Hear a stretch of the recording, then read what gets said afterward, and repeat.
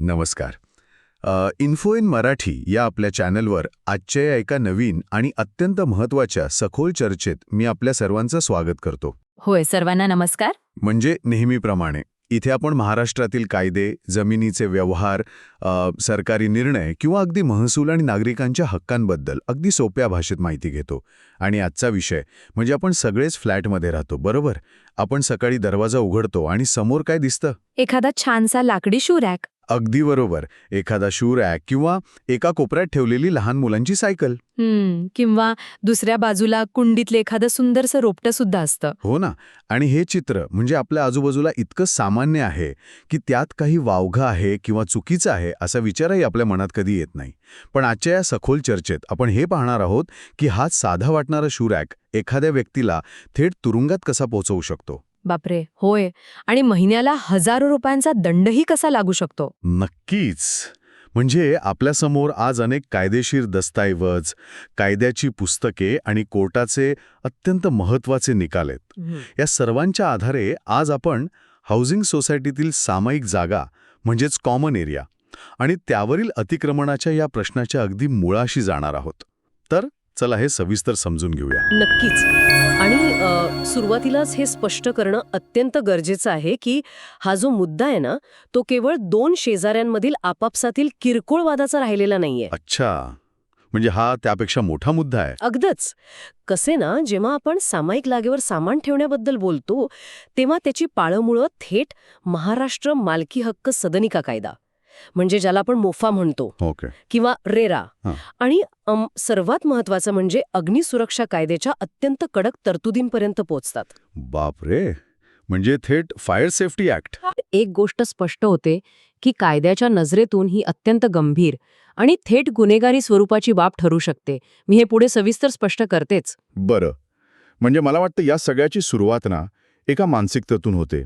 म्हणजे जेव्हा एखादी व्यक्ती स्वतःच्या कष्टाच्या पैशाने लाखो रुपये मोजून एखादा फ्लॅट विकत घेते ना, तेव्हा उंबरठ्याबाहेरची जागा आपलीच आहे अशी एक नैसर्गिक मानसिकता तयार होते.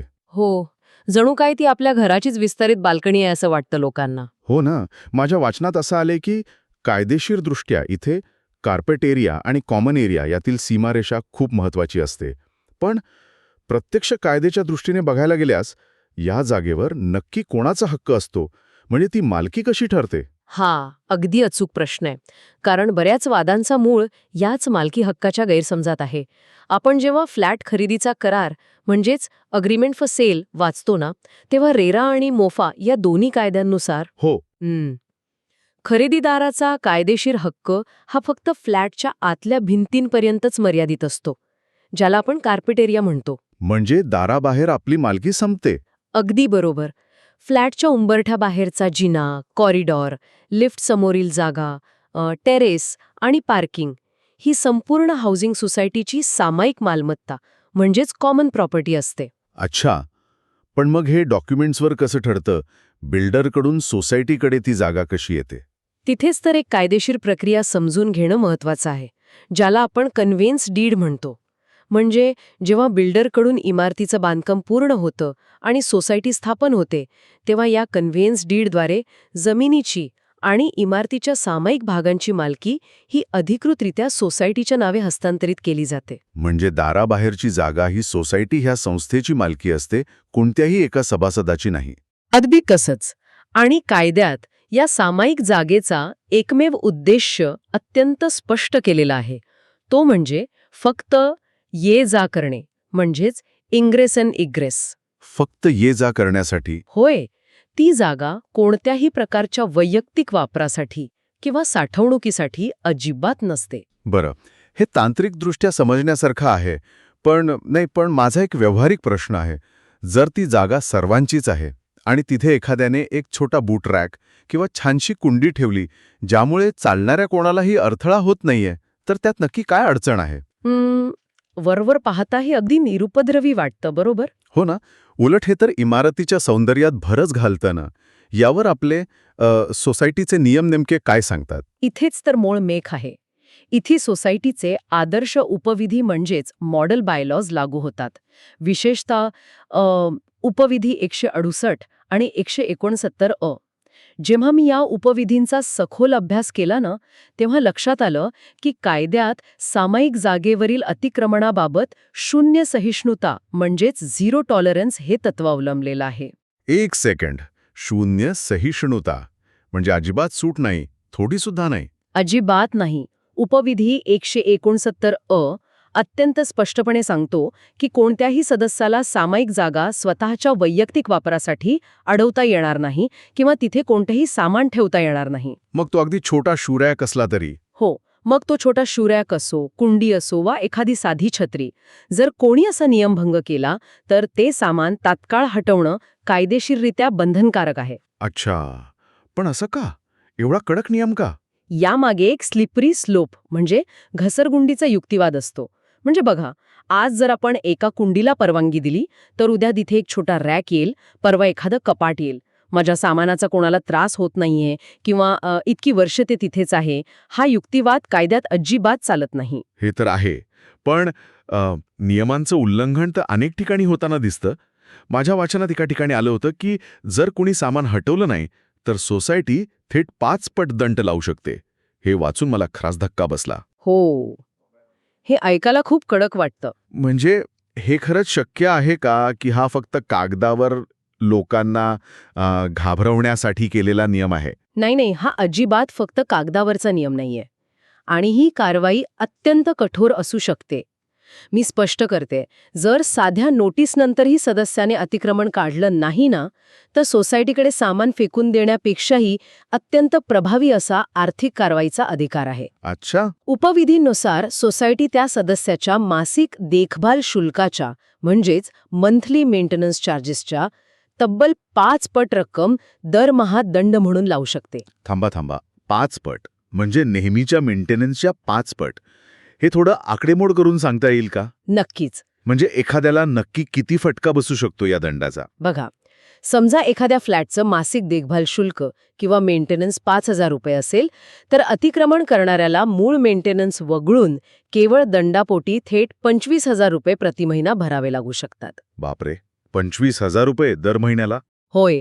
आणि इथे सगळ्यात मोठी गोम अशी आहे की हा दंड पूर्वलक्षी प्रभावाने म्हणजेच रेट्रोस्पेक्टिव्ह इफेक्टनी देखील लागू होऊ शकतो.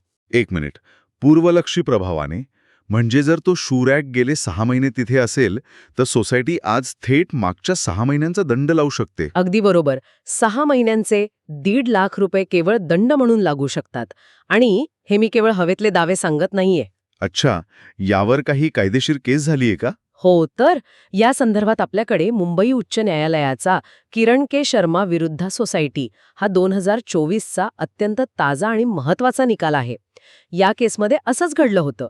एका सदस्याने दाराबाहेर अतिक्रमण केलं होतं, सोसायटीने दंड लावला.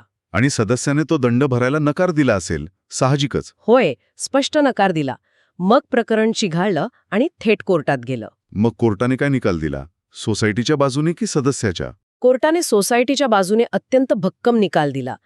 या निकालाने हे स्पष्ट केलं आहे की जर सदस्याने हा दंड भरण्यास नकार दिला तर सोसायटी महाराष्ट्र सहकारी संस्था अधिनियम 1960च्या कलम 101 किंवा कलम 154B अंतर्गत थेट उपनिबंधकांकडून म्हणजे डेप्युटी रजिस्ट्रारकडून वसुली प्रमाणपत्र किंवा रिकव्हरी सर्टिफिकेट मिळू शकते. अच्छा, म्हणजे लीगल रिकव्हरी? हो. आणि एकदा का हे प्रमाणपत्र मिळालं ना की ती रक्कम कायदेशीर थकबाकी ठरते. मग ती वसूल करण्यासाठी बँक खाती गोठवण्यापासून ते अगदी तो फ्लॅट जप्त करण्यापर्यंतची कारवाई प्रशासनाकडून होऊ शकते. बापरे, म्हणजे एका छोट्या बूट रॅकची किंमत माणसाला स्वतःच्या घरावरून हात धुवून काढण्यापर्यंत मोजावी लागू शकते. अगदी तसंच. हे खूप गंभीर आहे. हे तर खरोखरच धक्कादायक आहे. पण प्रामाणिकपणे सांगायचं तर एखाद्या छोट्या शूरॅक किंवा सायकलसाठी एवढा मोठा दंड खूपच अन्यायकारक वाटतो. मला एक साधं उदाहरण द्यावंसं वाटतं. म्हणजे हे एखाद्या छोट्या ट्रॅफिक सिग्नल तोडण्यावर थेट गाडी जप्त करण्यासारखं नाही का? यामागे नक्की असा कोणता गंभीर तर्क आहे ज्यामुळे कायदा इतका कठोर झालाय? तुमचं हे ट्रॅफिक सिग्नलचं उदाहरण अगदी समर्पक आहे. पण इथला मूळ धोका आपण समजून घेतला पाहिजे. कसं आहे ना, हा केवळ गैरसोयीचा, इमारतीचा सौंदर्याचा किंवा अडथळ्याचा मुद्दा नाहीये. मग हा अत्यंत गंभीर आणि थेट जीव घेण्या धोक्याचा म्हणजे लाईफ अँड सेफ्टीचा मुद्दा आहे. तुम्ही विचार करा, जेव्हा एखाद्या इमारतीला, विशेषतः उंच इमारतीला आग लागते तेव्हा खरी परिस्थिती काय असते? हां, धूर होतो सगळीकडे, लोक घाबरतात. बरोबर. आगीच्या वेळी कॉरिडॉर आणि जिन्यांमध्ये अत्यंत दाट काळा धूर जमा होतो. तिथे शून्य दृश्यमानता म्हणजे झिरो व्हिजिबिलिटी असते. काहीही दिसत नसतं. आणि अशा वेळी लिफ्टही बंद असते, कारण आपणच म्हणतो की आगीच्या वेळी लिफ्ट वापरू नका. अगदी बरोबर. लिफ्ट बंद असते. लोक जीव वाचवण्यासाठी सैरावैरा पळत असतात, पूर्णपणे घाबरलेले असतात अशा त्या अंधारात आणि धुरात. दाराबाहेर ठेवलेल्या याच लाकडी रॅक किंवा सायकलला अडखळून लोक पडू शकतात. तिथे मोठी चेंगराचेंगरी म्हणजे स्टॅम्पीड होऊ शकते. बापरे, हे माझ्या ध्यानातच आलं नव्हतं. आणि दुर्दैवाने लाकडी फर्निचर किंवा रॅक हे स्वतःच ज्वलनशील असतात, त्यामुळे ते आगीत तेल ओतण्याचं काम करतात. लोकांचा बाहेर पडण्याचा एकमेव रस्ताच आगीच्या भक्ष्यस्थानी पडू शकतो. म्हणजे आणीबाणीच्या वेळी हे छोटे वाटणारे अडथळे मृत्यूला आमंत्रण देऊ शकतात. याचा अर्थ असा की आपण केवळ आपला रस्ता नाही तर आपला आणि इतरांचा जीव वाचवण्याचा मार्ग अडवत असतो. तंतोतंत. आणि म्हणूनच महाराष्ट्र शासनाने महाराष्ट्र अग्निसुरक्षा आणि जीवनसंरक्षक उपाययोजना अधिनियम 2006 म्हणजे फायर सेफ्टी ॲक्ट अत्यंत कठोर केला आहे. अच्छा, या कायद्यात काय शिक्षेची तरतूद आहे? जर तुम्ही या कायद्याच्या कलम 36 कडे पाहिलं ना, तर लक्षात येतं की सामायिक मार्ग अडवणं हा साधा दिवाणी गुन्हा नाहीये, तर तो दखलपात्र आणि अजामीनपात्र म्हणजेच कॉग्निझेबल अँड नॉन बेलेबल फौजदारी गुन्हा आहे. अजामीन पात्र म्हणजे बेल पण मिळत नाही. होय, याचा अर्थ पोलीस विना वॉरंट अटक करू शकतात आणि जामीन मिळणंही खूप कठीण असतं. यासाठी गुन्हेगाराला 6 महिने ते 3 वर्षांपर्यंत सक्त मजुरीची शिक्षा आणि मोठा दंडही होऊ शकतो. बापरे, आता मात्र या नियमाची खोली समजायला लागली आहे. पण जर हा कायदा एवढा कडक आहे, शिक्षेची तरतूद इतकी गंभीर आहे, तर मला सांगा, सोसायटी कमिटी याकडे अनेकदा डोळेझाक का करते? हा खूप महत्वाचा मुद्दा मांडलात तुम्ही. म्हणजे बहुतांश सोसायट्यांमध्ये असं चित्र दिसतं की कमिटीचे लोक शेजाऱ्यांशी संबंध बिघडू नयेत म्हणून याकडे साफ दुर्लक्ष करतात. त्यांचा तो चलने दो असा ॲटिट्यूड असतो. हो, केशाला वाईटपणा घ्यायचा असं वाटतं त्यांना. अगदी तेच. मला एक साधं उदाहरण आठवतं, म्हणजे हे एका बस ड्रायव्हरसारखं आहे.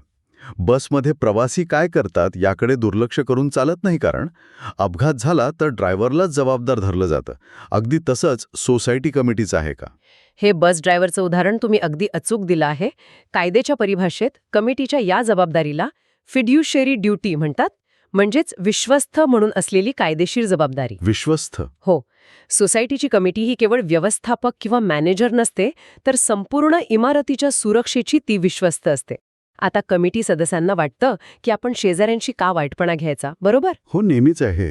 पण जर उद्या खरोखरच आगीसारखी दुर्घटना घडली आणि त्यात कोणाची जीवितहानी झाली, तर न्यायालयात आम्हाला शेजाऱ्यांशी संबंध खराब करायचे नव्हते किंवा आम्ही त्यांना तोंडी सांगितलं होतं हटवायला, हा युक्तिवाद अजिबात टिकत नाही. म्हणजे थेट कमिटीवर कारवाई होऊ शकते का अशा वेळी? होय ना. अशा स्थितीत अग्निसुरक्षा कायद्याच्या कलम 38 नुसार व्यवस्थापन समितीच्या सर्व पदाधिकाऱ्यांवर थेट निष्काळजीपणा म्हणजेच क्रिमिनल नेग्लिजन्स केल्याचा ठपका ठेवला जातो. त्यांच्यावर अजामीनपात्र फौजदारी गुन्हा दाखल होऊ शकतो आणि त्यांनाही थेट तुरुंगात जावं लागू शकतं. बापरे.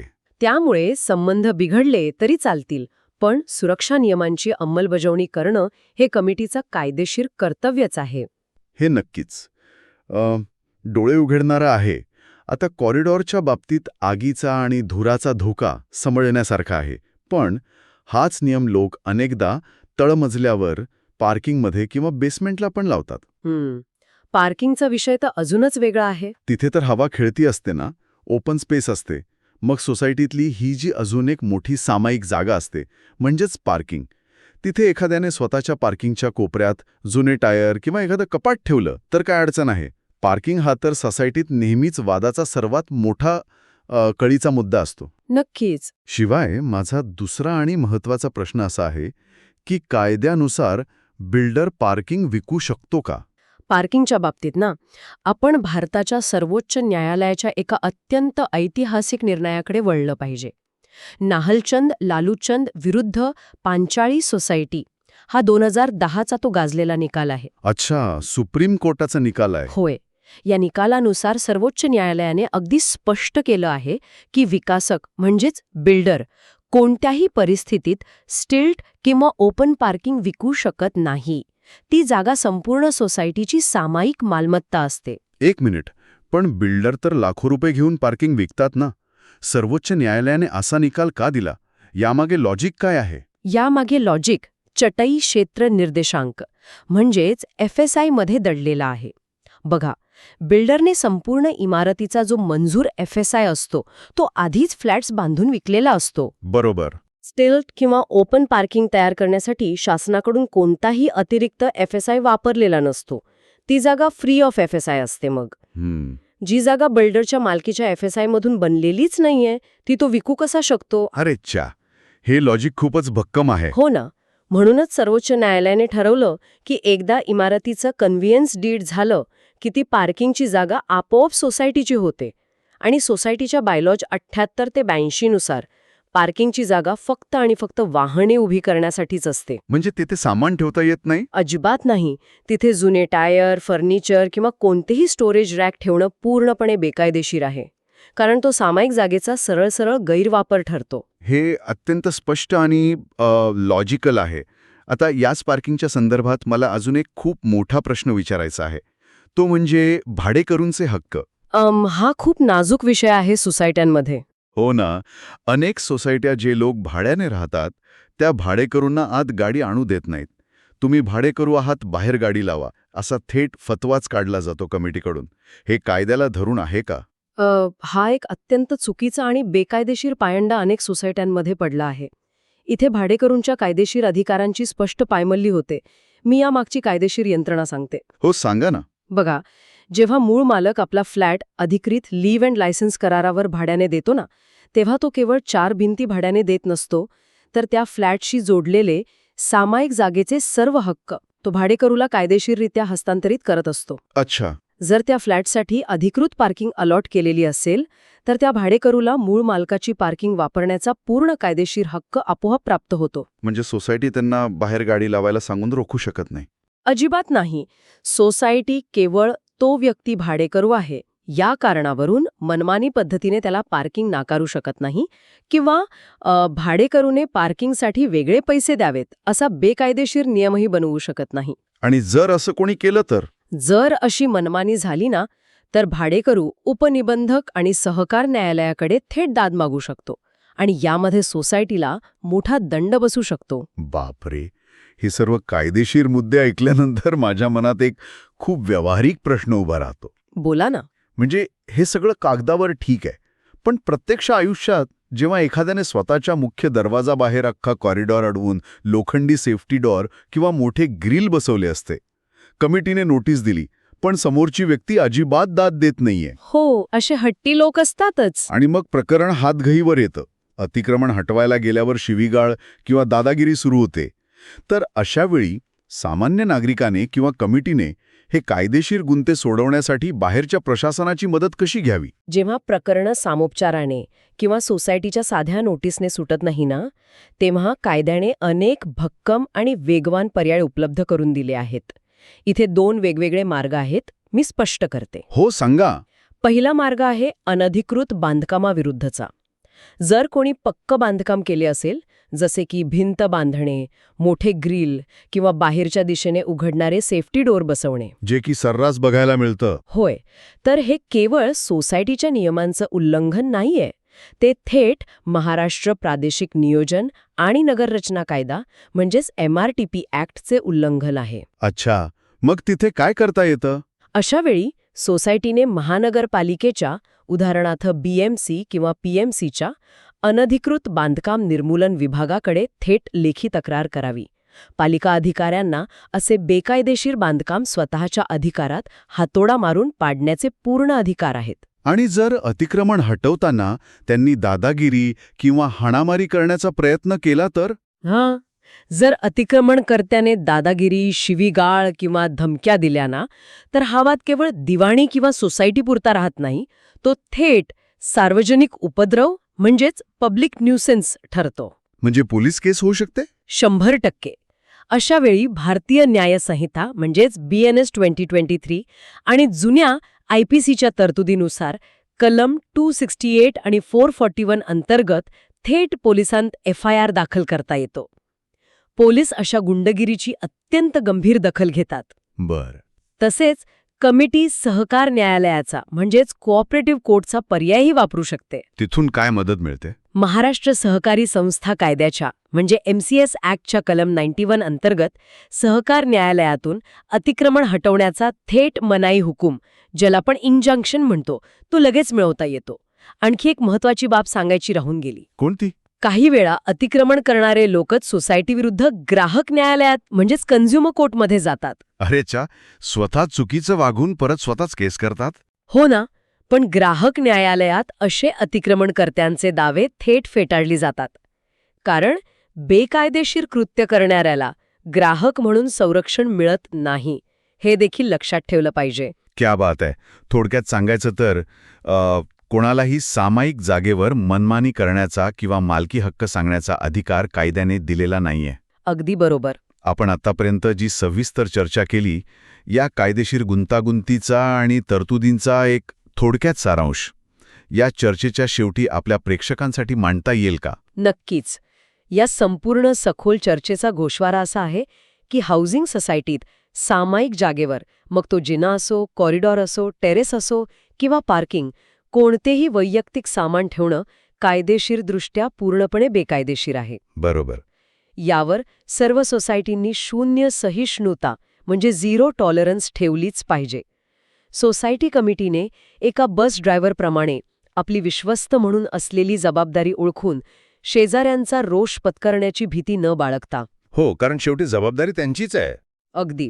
कायदेशीर नोटीस देणे, 5 पट पूर्वलक्षी दंड आकारणे आणि गरज पडल्यास अग्निशमन दल आणि महानगरपालिकेच्या मदतीने हे अडथळे दूर केले पाहिजेत. हे कोणालाही वैयक्तिक त्रास देण्यासाठी नाहीये, तर संपूर्ण इमारतीच्या सुरक्षेसाठी आणि आणीबाणीच्या वेळी सर्वांच्या जीवनाचं रक्षण करण्यासाठी अत्यंत आवश्यक आहे. सामायिक जागा ही सर्वांच्या सोयींसाठी आणि सुरक्षित ये-जा करण्यासाठीच असते, खाजगी वापरासाठी नाही. खरंच, आज आपण सामायिक जागा, मालकी हक्क, त्यावरील अतिक्रमण, 5 पट दंडासारखी कडक कारवाई आणि अग्निसुरक्षा कायद्यासारख्या अतिशय महत्त्वाच्या विषयांवर खूप सखोल चर्चा केली. कायद्याचा बडगा किती कडक असू शकतो हे आपण उदाहरणांसह पाहिलं. होय, आणि मला वाटतं ही माहिती प्रत्येकासाठी खूप उपयुक्त ठरेल. नक्कीच ठरेल. पण जाता जाता या सर्वांचा एक दुसरा पैलूही मला मांडायचा आहे. म्हणजे भविष्यात जसजशी शहरांमध्ये जागेची टंचाई अजून वाढेल, फ्लॅट्स छोटे होतील आणि इमारती अजून उंच होत जातील, तसतसा हा खाजगी जागा विरुद्ध सामायिक जागा याचा संघर्ष केवळ कायद्याच्या नव्हे तर आपल्या सामाजिक मानसिकतेच्या म्हणजेच सोशल सायकोलॉजीच्या पातळीवर कसा हाताळला जाईल. हा खूपच विचार करायला लावणारा मुद्दा आहे. हो ना, आपण कायम केवळ कायद्याच्या भीतीने किंवा त्या 5 पट दंडाच्या दहशतीखालीच वाढणार आहोत, की खरोखरच चांगले आणि सुसंस्कृत शेजारी म्हणून आपली मानसिकता बदलण्याची आणि सामायिक जबाबदारी ओळखण्याची गरज आहे. यावर सर्वांनी नक्की विचार करायला हवा. नक्कीच. आजच्या या सखोल चर्चेत आपण इथंच थांबूया. मंडळी, आजची ही सखोल कायदेशीर माहिती तुम्हाला कशी वाटली हे खाली कमेंट्समध्ये नक्की सांगा. आणि हो, तुमच्या काही शंका असतील तर त्याही विचारा. इन्फो इन मराठी या आपल्या यूट्यूब चॅनलला नक्की लाईक, शेअर आणि सबस्क्राईब करा. तसेच भविष्यात तुम्हाला हाऊसिंग सोसायटी किंवा इतर कोणत्या कायद्यांबद्दल असे सविस्तर व्हिडिओ पाहायला आवडतील हेही आम्हाला कमेंट करून कळवा. सुरक्षित रहा आणि नेहमी कायद्याचं पालन करा. धन्यवाद.